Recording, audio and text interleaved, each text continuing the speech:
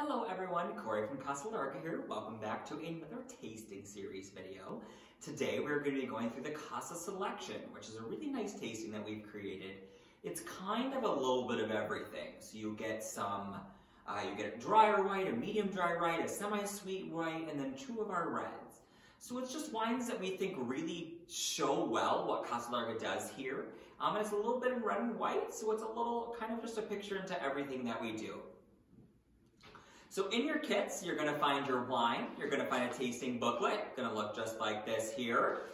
On the inside, you're going to see the 5 S's of wine tasting. On the other side, you're going to see the wines that we're going to go through. So as we get going here, I'm just going to go through the 5 S's again really quick. If you've been with us before, feel free to listen through or skip ahead a little bit. If you want to know a little bit more about tasting, then stay tuned. So the 5 S's, this is a kind of a industry accepted way of tasting, and this is definitely going to be more of a professional tasting type experience.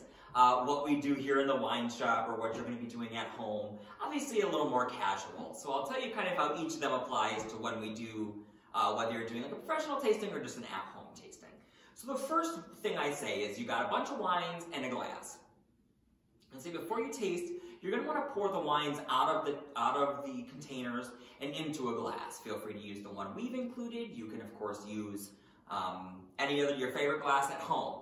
And the reason for this is because as you go through the steps, it's going to be a lot easier for you to have them in a glass. So the first step is just sight or see. And you're just looking at the wine. You're looking for color. You're looking for consistency. You're looking for cloudiness. Just noting anything that you can visually see. That will just help you go through the wine. So is it pale? Is it yellow? Is the red a little bit more translucent? Is it so dark that you can't see through it? Is there a little sediment in the bottle? There's a lot of wines that are fermented right on the lees or the sediment in the bottle. So do you see any of that? Those are the kind of things you're looking for in sight. As you move on to the next one, now you're going to swirl. And this is the part that you're going to want to have it into a glass for, because swirling in the little containers of the bottle is going to be really tough to do. I always recommend putting the glass on a table, just doing a few small semicircles. Don't have to do big, you don't have to really swirl it around. I'm somebody that cannot swirl in my hand without spilling it on myself and everybody near me. So I spin on the table to make it a little bit safer. But either way, and the big thing you're looking for here is as you swirl it around, you're looking at what happens afterwards. So there's obviously sugar in wine. The more sugar you have in wine, the thicker it is, the heavier the consistency. You can see this right on the glass. When you're looking at the glass, you're going to see segments of the wine slowly rolling down the glass or a little bit faster down the glass. Those are known as legs, and the longer a leg stays right on that bottle, the glass, the longer it takes to fall to the bottom of the glass, the more sugar there's generally in the wine. Now, you're not going to be able to say 2 wines next to each other that this one is 1% sugar and this one is 3% sugar. It's not going to be that good, but you can tell kind of generally how sweet the wine is. Look at the consistency. That'll also translate to how it's going to feel in your mouth. Is it going to feel lighter? Is it going to feel a little bit heavier? What this is also doing in the swirl is you're getting some air in your glass. Our next step on the list, number 3, is going to be sniff or smell. And that's what's really good when you swirl. You're getting air in there, you're aerating, so it's allowing the aroma of the bouquet to fill up the extra space in the glass. That's why you see glasses with really, really big glasses with a little bit of wine in there. It's to allow for a little aeration in there. It's going to help both taste of the wine, but especially the smell of the wine. So for sniff, you want to take that glass, you want to put it right up to your nose, and you want to get your nose in there. Be careful, don't sniff any of the wine up, but really take a big, deep breath. And here you're just looking for the smell of it. Is it floral? Is it fruity? Can you smell a little sugar in there? Does it smell earthy, like oak or bark?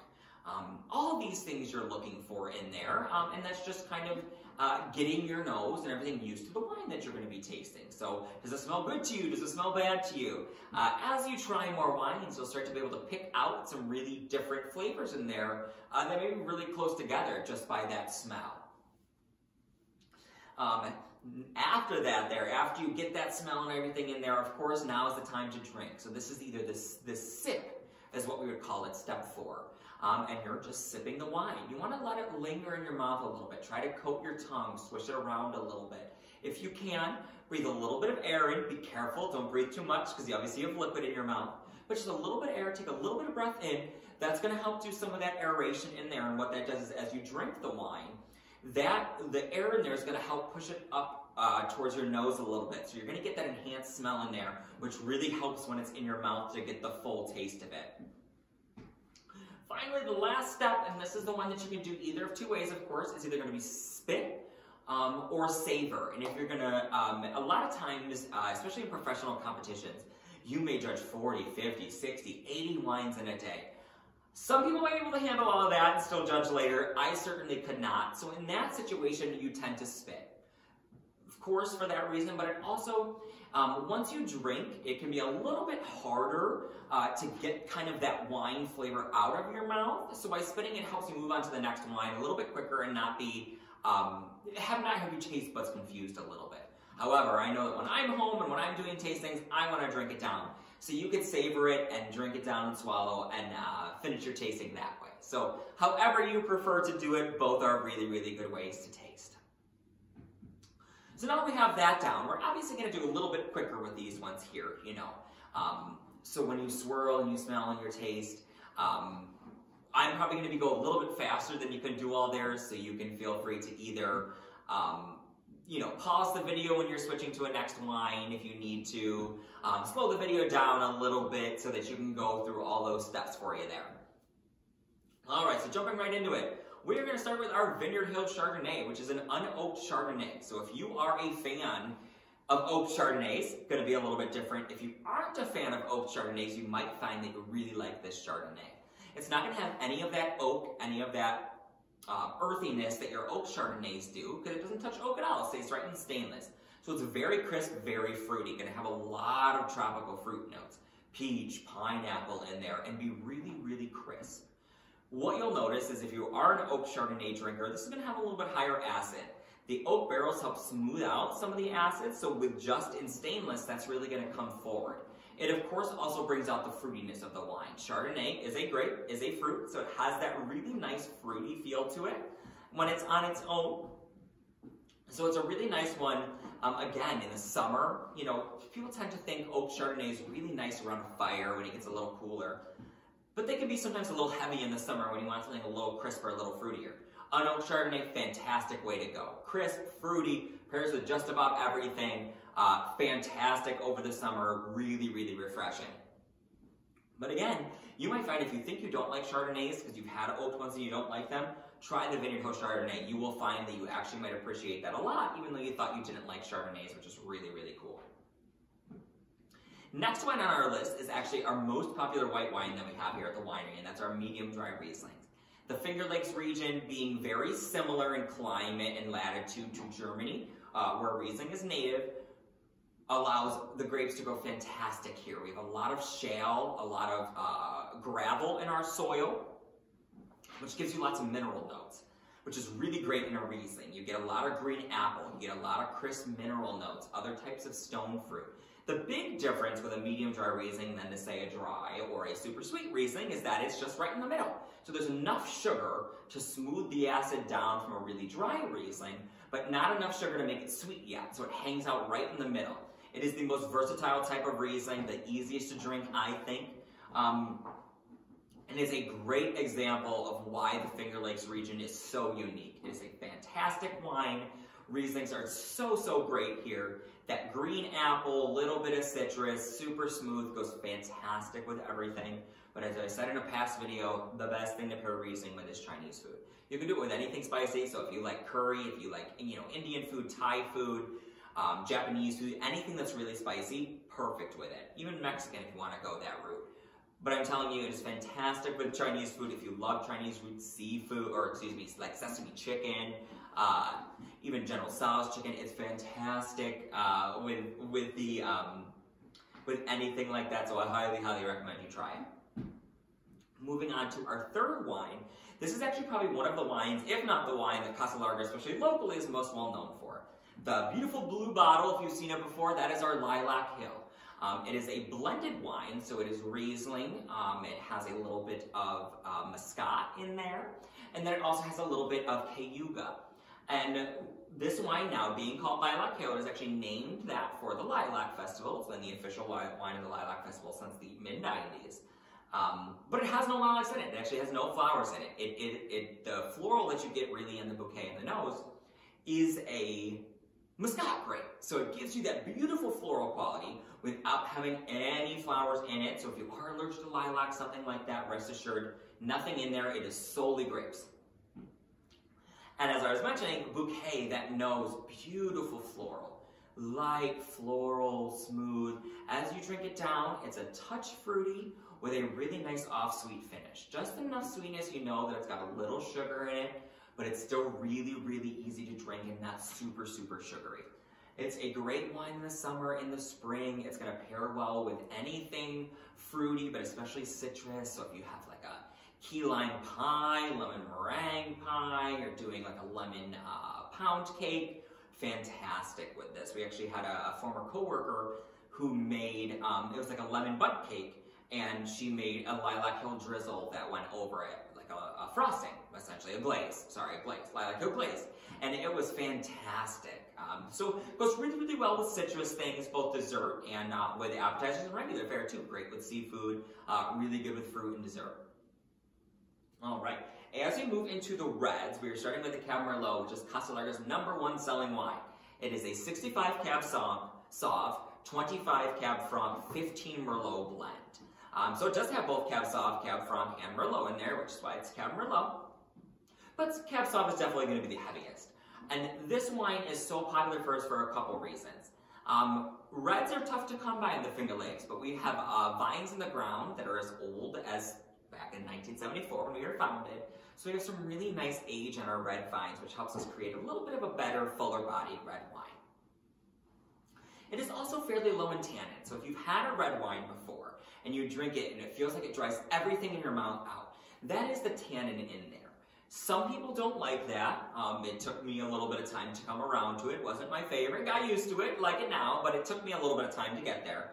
But tannin also can be a little bit of a headache trigger in some people. A lot of people do have some sensitivity to red wines, and a lot of times that's the tannin. And now, this one does have tannin in it. It is not tannin free. It absolutely has tannins in it. But if you aren't one who likes a lot of that, it is a little more in the middle road. So you still get some of that dryness, but not a ton. And that's what I really like about it. It's a little softer, great rich red berry tones. So if you like those deep berry and cherry notes, right up your alley.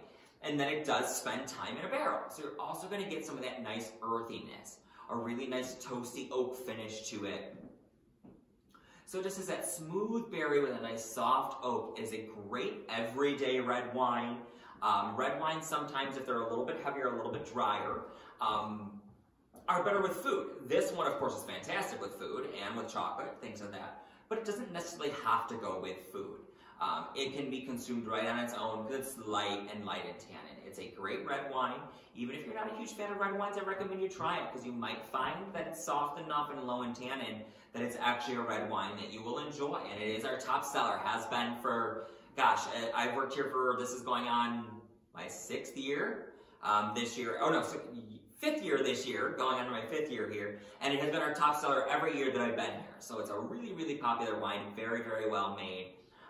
And incredibly, incredibly smooth. A really nice one to try. Final one on this is actually our not our brand new release, not the newest, but we released this actually back in October, November. So one of our newest releases. First time we ever did a Lemberger. If you're familiar with Lemberger or Bluff Frankish, which is how it's also known, it's a red grape that has similar kind of properties to a Cab, things like that. So if you've had red wine, you'll kind of be used to it. What you'll notice is a couple things in the Lemberger. One, it's going to be a touch lighter in body. Not a ton, but if you are doing like a really, really heavy, dry, full-bodied red, you'll notice this one's a little bit lighter. It has some really nice smokiness to it. But it finishes with just a hint of spice, which I really like. It has that smooth oak, but it has a little bit, to me, pepper. Whether it's black, green, we will debate that every night here. People go back and forth, whether it's green, whether it's black pepper. I get a lot of that really nice, subtle black pepper to it. But I'll be honest with you, a lot of people will fight me on that and say that it's green. So whichever one you come up with, let us know. But really, really good. Nice spiciness at the end if you like that. That's why it makes it really good with meat, especially your red meat. Gives you a little bit of that spice to go right along with it. but still it's soft enough to carry through and not be too heavy and overbearing, which we really, really like it. This is actually also one of the few wines that we do not grow the grapes for, so we actually buy these down on Seneca Lake. So if you are familiar with Seneca Lake and their reds, a little bit of a different climate on Seneca Lake. The lake helps keep them a little bit warmer longer. So they tend to get reds with a little bit different profile of ours. So it's really cool to be able to try a couple different Finger Lakes reds to see where just growing the grapes is. We got them in as grapes, so everything else post-growing has been done here at Casa Larga, but it allows you to see how growing can affect the difference, because the only difference is truly that it was grown a little bit south of here as opposed to up here in the hill. So it's a really nice wine to compare, and it's a fun one that we just started, so we're really, really excited to be able to introduce it to our lineup. And that one does spend 10 months in French oak, so you will of course get that little bit of that oakiness too, right on the finish to finish it out. So again, thank you so much for joining us. We hope you enjoyed the Casa Selection with us today. If you are interested in purchasing any of the bottles that you tried, you can do it any way you'd like. We are at www.casalarga.com. You can also call us at 585-223-4210. We offer curbside pickup, local delivery, and shipping. So whatever is the easiest way for you to do right now, we can get you the wine right to your door for you. If you have any questions or concerns, also please feel free to reach out. Let us know what you thought. If not, we hope you enjoyed this, and we can't wait to see you back into the winery soon. Have a great rest of your day.